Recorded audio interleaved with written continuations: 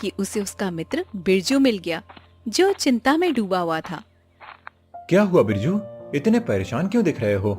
क्या बताऊं भाई, कल रात मैंने अपनी तिजोरी में स्वर्ण मुद्राएं रखी थी, लेकिन आज जब गिनती की तो कुछ गायब थी। क्या तुम्हें किसी पर शक है? नहीं, मेरा नौकर वर्षों से मेरे साथ है, उस पर शक नहीं कर सकता। समझ नहीं आ रहा कि मेरी तिजोरी से स्वर्ण मुद्राएं कौन निकाल सकता है। मुझे अपने घर ले चलो, हो सकता है मैं कुछ सुराग ढूंढ पाऊं। बिरजू को एक उम्मीद की किरण दिखी। वह आदित्य को अपने घर ले गया। बिरजू के घर में उसकी पत्नी और नौकर चिंता में बैठे थे। आदित्य ने तिजोरी खोलकर देखा, उसमें अभी भी कुछ स्वर्ण मुद्राएं रखी थी, लेकिन उसकी नजर जमीन पर गई, जहां गीली मिट्टी के पैरों के निशान थे।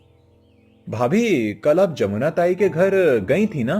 हाँ, उनकी बेटी बीमार थी, मैं उसे देखने गई थी।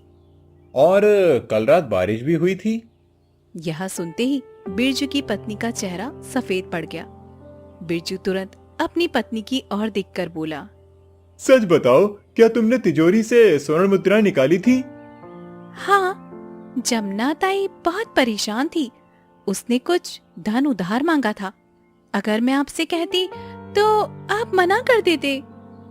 बिरजू आदित्य की ओर देखने लगा, जो हल्की मुस्कान लिए खड़ा था। लेकिन आदित्य, तुम्हें कैसे पता चला कि मुद्राएं मैंने ही निकाली थी? भाभी, जब मैंने आपसे पूछा कि कल आप जमुना ताई के घर गई थीं और कल बारिश हुई थी, तब आपको समझ आना चाहिए था कि मैं सच जान चुका हूँ। तिजोरी के नीचे गीली मिट्टी के पांव के निशान थे, और वे किसी और के नहीं बल्कि आप ही के हो सकते थे। आदित्य, तुम्हें लकड़हारा नहीं होना चाहिए, तुम्हें तो राजा विक्रम के दरबार में होना चाहिए। ऐसा तो मेरी पत्नी भी कहती है। इतना कहकर वह कुल्हाड़ी लेकर जंगल की ओर निकल पड़ा। आदित्य जंगल पहुंचकर एक पेड़ पर कुल्हाड़ी चलाने ही वाला था कि अचानक पेड़ में आग भड़क उठी।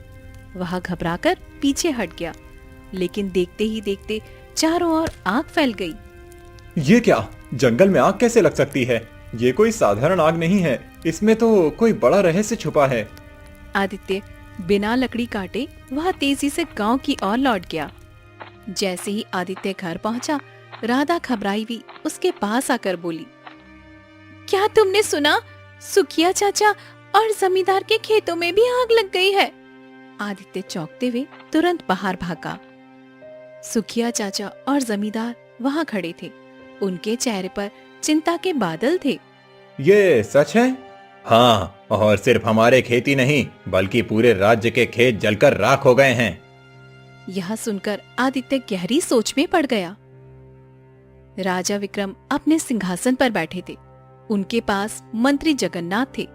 तभी एक किसान घबराया हुआ दरबार में आकर बोला, महाराज, पूरे केशव नगर के खेतों में आग लग गई है, सभी फसलें जलकर राख हो गई हैं।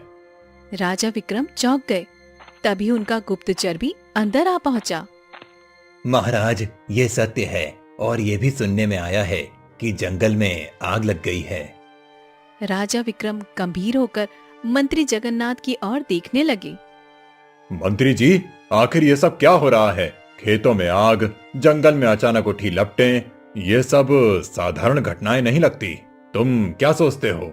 महाराज, ये निश्चित ही कोई अलौकिक घटना है। जब राजाओं के राज्य में ऐसी रहस्यमयी घटनाएं होती हैं, तो केवल सिद्ध पुरुष ही उसका हल बता सकते हैं। हमें किसी तपस्वी या साधु की सहायता लेनी चाहिए। राजा विक्रम थोड़ी देर सोचते रहे।